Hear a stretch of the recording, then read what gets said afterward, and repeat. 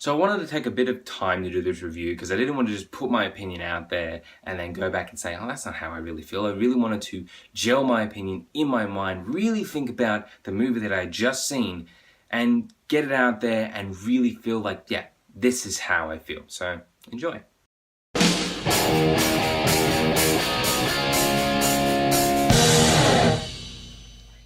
Rogue One, a Star Wars story. We're just going to call it Rogue One, okay? It's going to take way too long to say Rogue One, a Star Wars story for every time I mention the film's title. So Rogue One is set before the events of the original Star Wars film. It tells the story of the rebel spies who stole the Death Star plans and ended up sending those to Princess Leia and starting the events of the original film. So we get to see who those spies were. What was this group that stole the Death Star plans? How did they do it? What did they go through? And it stars a lot of people. I won't go into it right now because there's just way too many. I'll list them as I talk about their characters, but it's also directed by Gareth Edwards, who was known for Monsters and Godzilla, two films that I supremely enjoy, mainly because I saw a consistency in his direction of those movies. Despite their flaws, he had a consistent tone and consistent style of fantastic visuals for even limited budgets, but also scope and scale, size. He can do it so well, and you really feel that in Rogue One. There's so many scenes where you see the Death Star and Star Destroyers and Mon Calamari cruisers and medical frigates and TIE Fighter,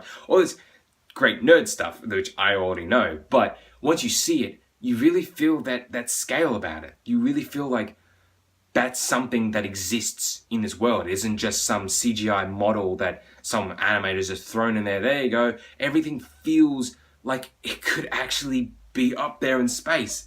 If that's weird to think about, it was great to watch. While other Star Wars films, you know, some of them are a little darker, but they all still have that kids appeal. Kids can still watch these movies and still be totally enjoyed by the experience, but Rogue One doesn't really go for that too much. There is some fun in there, but it's still incredibly ambitious. It's still supremely directed. Everything feels like it's lived in and old and rusted and it's just about to fall apart. The rebellion itself feels like it's just about to crack open from the slightest amount of pressure. Rogue One was so different because it felt like it was boots on the ground, showing these characters directly. Even Gareth Edwards himself actually used the camera himself for a lot of the action sequences in the Maldives. He actually held the camera himself to get that real cinema verite style, that real documentarian quality to it, and the cast loved that. They really got that direct connection from director to actor, and you really feel that in this movie. Everything just feels directly with the characters. The climax alone, it has this Fury Road level of suspense about it. Everything is just building and building and building. I was white knuckle on my seat, just, oh, I don't know where this is going to go, but I like it already. It's just, everything that happens is phenomenal. Some of it may be expected, but still, once you see it, you think, that's some good stuff. Chirrut Imwe, played by Donnie Yen, and K2SO, played by Alan Tudyk. Both are very charming, have a lot of jokes in this movie. But Chirrut Imwe is this lover of the Force. He keeps repeating, I'm one with the Force is with me, which is going to be my prayer from nowadays.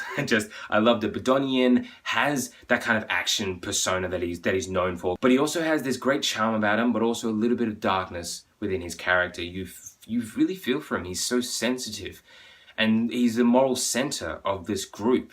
Everyone else is so cynical or hardened or just worn out, but he's the one who's like, we can still do this. And K2SO, while he is a complete sarcastic asshole sometimes, he has that little bit of a heart, even though he's synthetic. I still really appreciate it. I think both actors did a fantastic job playing those roles. Jyn Erso, who is our main character of the film, played by Felicity Jones, is phenomenal as well because she's a very different character than we've ever seen. Some people may say, oh, she's kind of like Rey because, you know, they've been on their own and stuff. Oh, no. Jyn Erso is cynical. She's headstrong. She's stubborn. She is dedicated to only one thing, what she feels. Not what other people are going to tell her. I love that. It's kind of like taking Han Solo and then mixing parts of Rey, smushing them together.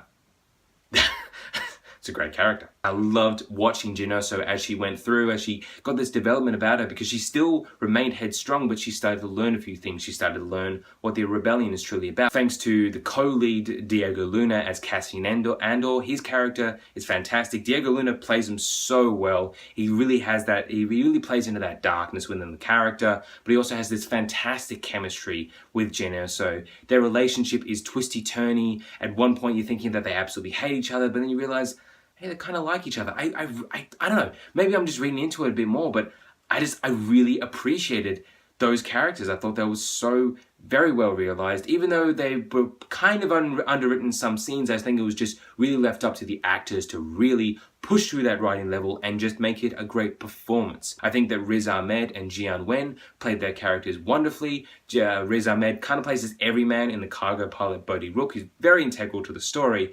But you don't feel like he's unnecessary. You can't just cut him out. I really feel like Riz Ahmed tried to capture that pathetic nature of the character. Jian Wen, through sheer physicality alone, makes his character, Baze Malbus, freaking awesome. His weapon just alone is fantastic, but he also has this fantastic chemistry with Donnie Yen's character, Chirrut. Their relationship is wonderfully realized. I love seeing them.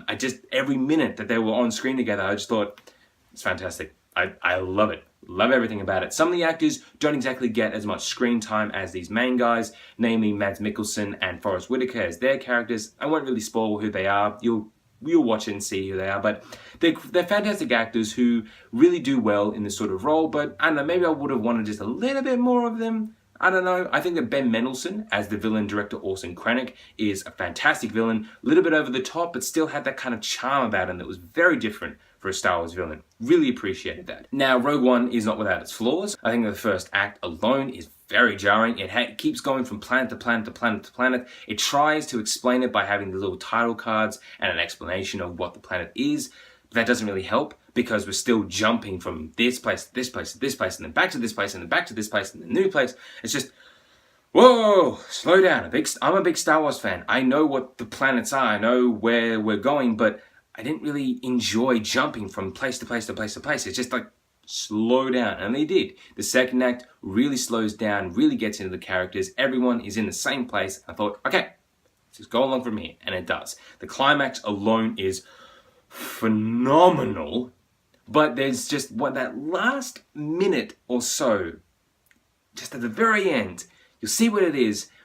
When I saw that, I thought, okay, I don't really like that.